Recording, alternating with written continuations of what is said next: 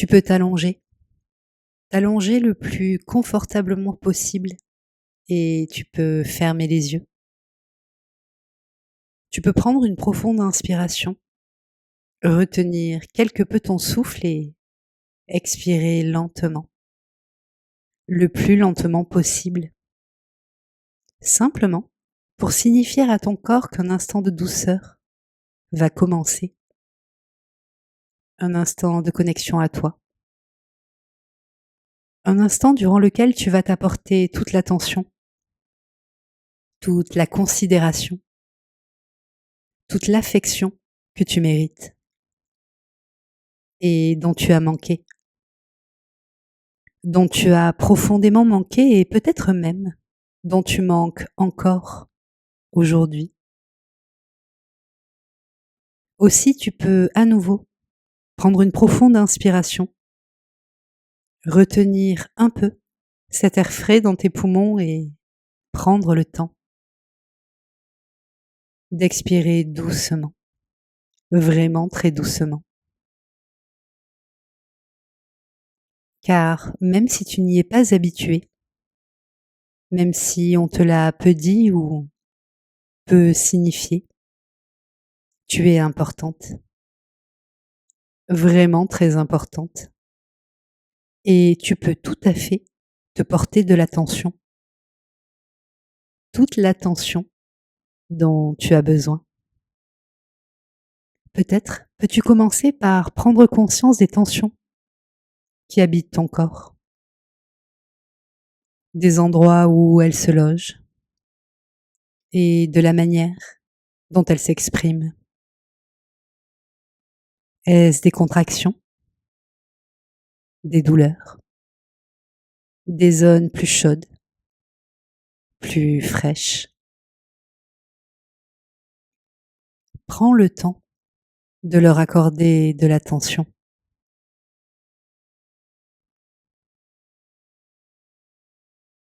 Puis tu peux porter ta conscience sur le haut de ton crâne et accueillir la détente qui semble s'y répandre peu à peu, doucement, invitant tes muscles à se relâcher, à se détendre en profondeur. Peut-être peux-tu sentir les tensions présentes sur ton crâne se dissoudre peu à peu.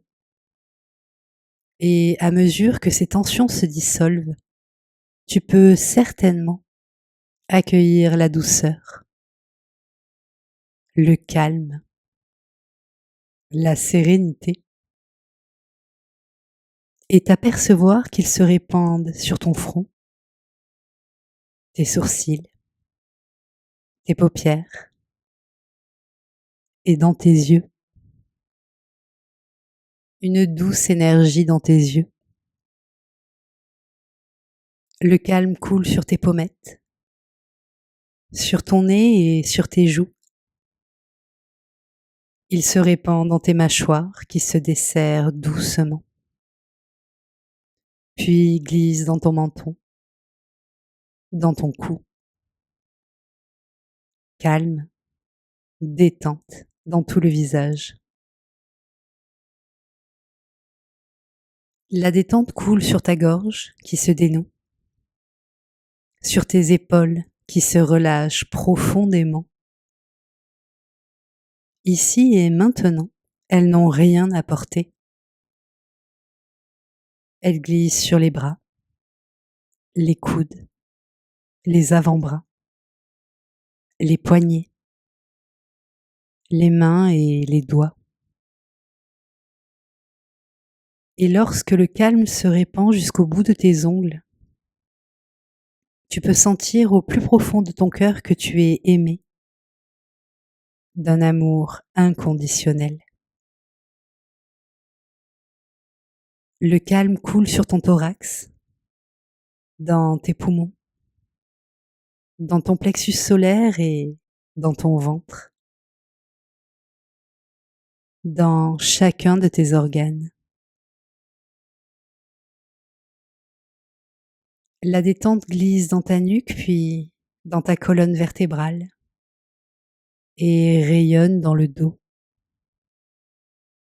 doucement, de la nuque jusqu'au coccyx.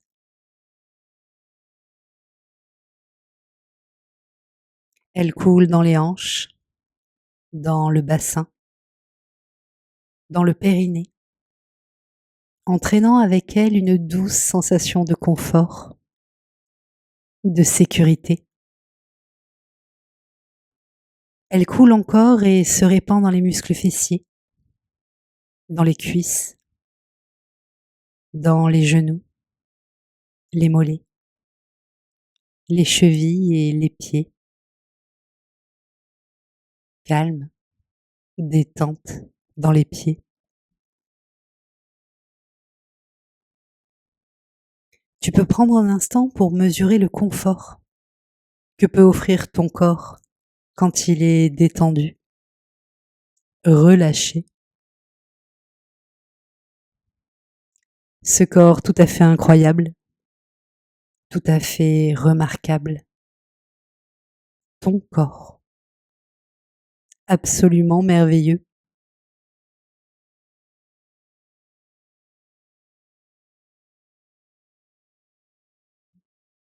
Maintenant que tu as pris le temps de poser ton attention sur les différentes parties de ton corps,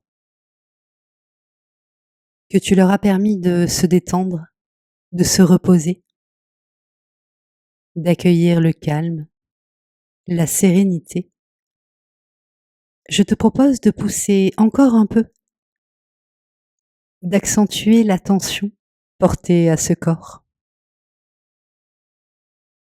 et peut-être d'inverser juste un instant le rapport corps-esprit pour mettre cet esprit au service de ce corps. Aussi, tu peux, si tu le souhaites, commencer à prendre conscience du fait que la plupart du temps, ce corps posé là ne sert qu'à satisfaire les besoins de cet esprit, de ce mental. Que ce corps n'est perçu que comme un outil défaillant, un outil décevant, un outil dont on se soucie peu lorsqu'il remplit nos attentes et que l'on méprise, que l'on critique, que l'on déteste même, lorsqu'il ne fonctionne pas comme on le voudrait ou lorsqu'il n'a pas l'apparence que l'on souhaiterait.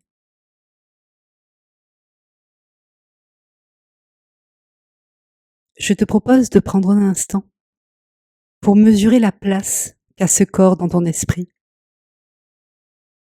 et peut-être la manière dont il est considéré.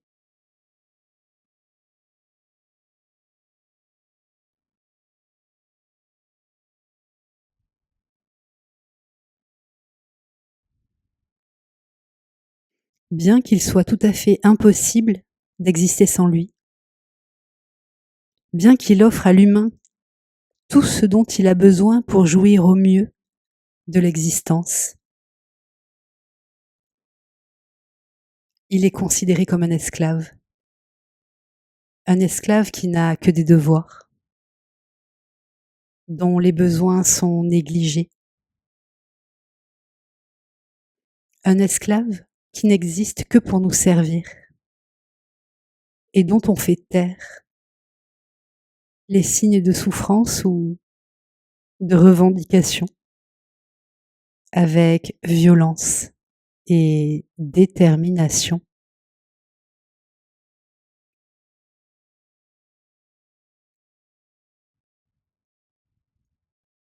Aussi, je te propose, juste un instant, d'envisager ce corps d'une toute nouvelle manière. Peut-être de l'imaginer comme une entité vivante, douée de sensibilité et animée par une extrême générosité. Un corps qui aurait, par pure bonté d'âme, accepté d'accueillir cet esprit afin qu'il ait une existence sur cette terre, qu'il puisse s'incarner.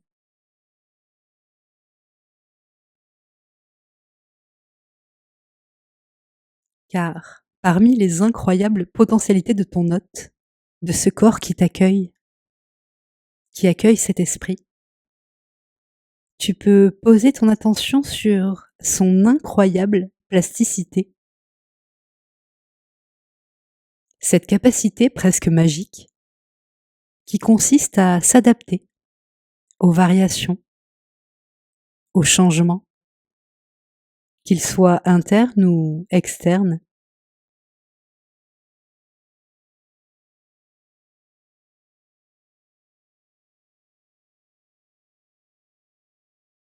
En fonction de ce que cet esprit a choisi de faire ou de penser, ce corps s'y adapte. Et parfois même jusqu'à modifier sa structure osseuse, musculaire, cérébrale. Existe-t-il un allié plus loyal? Un ami plus dévoué?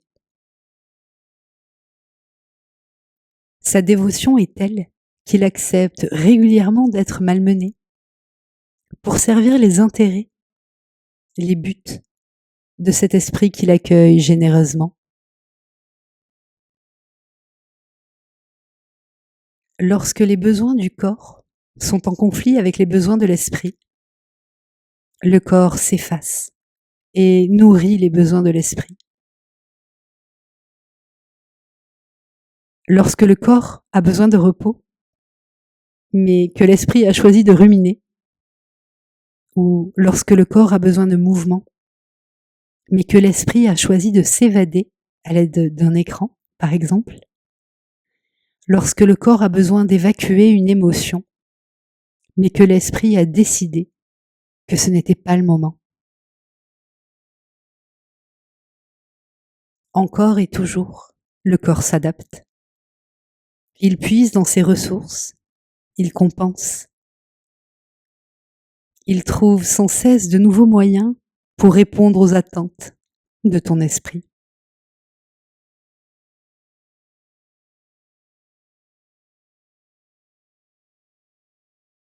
Oubliant totalement que tous les privilèges dont jouit notre esprit sont possibles grâce à ce corps dévoué. Notre esprit déconnecté de ce corps a créé un monde, une société, des habitudes, des modes de comportement et même des modèles d'existence qui vont à l'encontre des besoins de ce corps. Si c'est possible pour toi, je te propose de prendre un instant pour mesurer le caractère inadapté, peut-être même maltraitant, de cette société vis-à-vis de ton corps.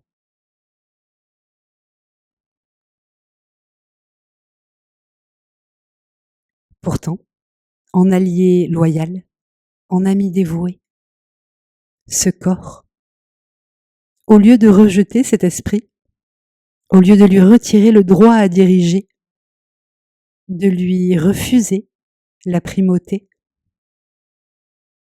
ce corps continue de servir cet esprit. Il continue de lui obéir au doigt et à l'œil, jusqu'à ce que des dysfonctionnements surgissent, jusqu'à ce que ce corps ne soit plus en mesure de compenser, et parfois même jusqu'à ce qu'il s'use, qu'il s'épuise.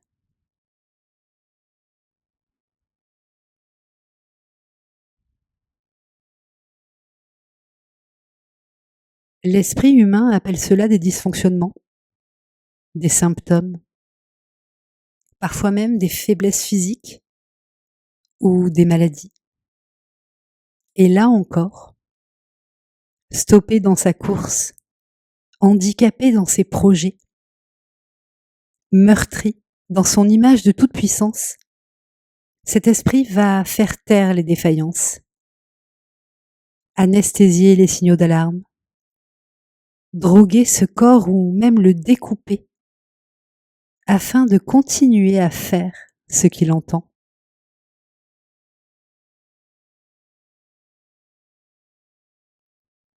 Et le plus souvent, sans aucune forme de compassion. Bien souvent même, l'esprit va en vouloir au corps. Bien souvent même, il va nourrir rancune, colère, déception vis-à-vis de ce corps, sans jamais percevoir qu'il est le plus souvent responsable de tout cela.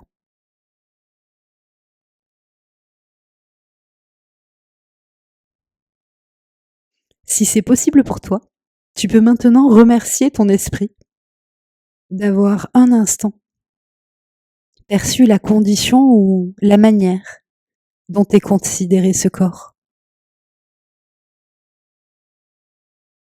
Et peut-être qu'à partir de maintenant, ton esprit peut faire le choix de réhabiliter ton corps. Simplement de lui laisser voix au chapitre, de prendre en compte ses besoins, ou pour le moins d'essayer, d'autant que le corps en a peu. Finalement, ce corps est solide, il est capable d'une grande adaptation. Et il y a fort à parier qu'il irait déjà bien mieux si ton esprit prenait soin de lui accorder chaque jour un peu de repos ou un peu de détente, un peu d'air frais, quelques respirations profondes,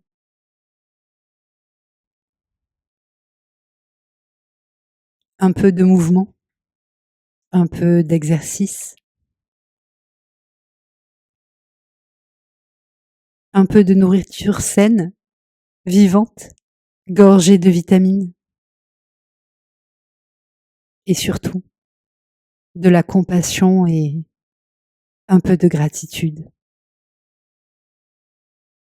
comme celle que l'on offre spontanément à nos amis les plus proches, nos amis les plus chers.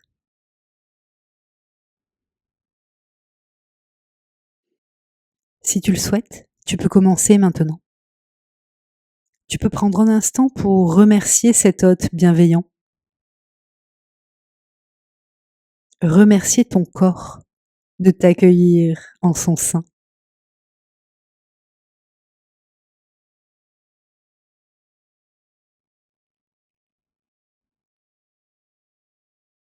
Peut-être aussi un peu d'écoute, un peu de soin, comme ce que l'on offre à ceux qui nous font pleinement confiance et qui s'en remettent à nous.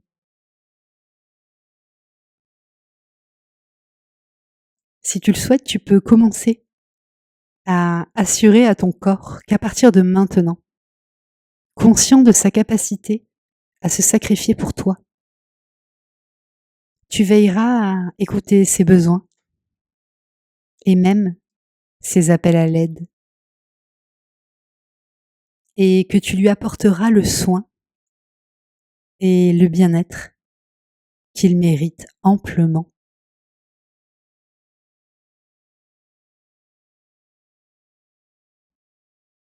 Et enfin, tu peux lui dire que tu veilleras toujours à l'encourager, à te focaliser sur tout ce qu'il fait de bien, à le soutenir, à le remercier dans ses efforts, car sans lui, tu ne serais pas là.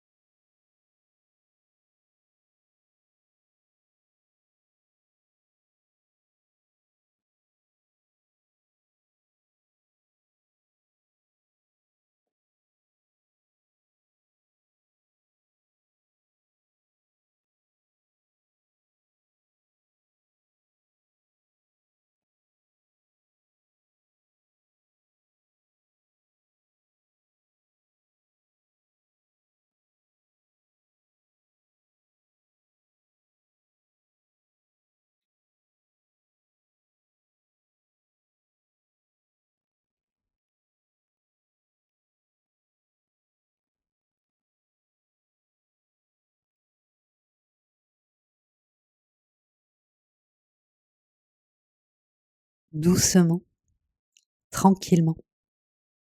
Maintenant que tu as pris conscience de l'importance de ce corps dans ton existence, puisqu'il permet à ton mental d'exister dans ce monde, tu peux sortir de la séance et revenir ici et maintenant.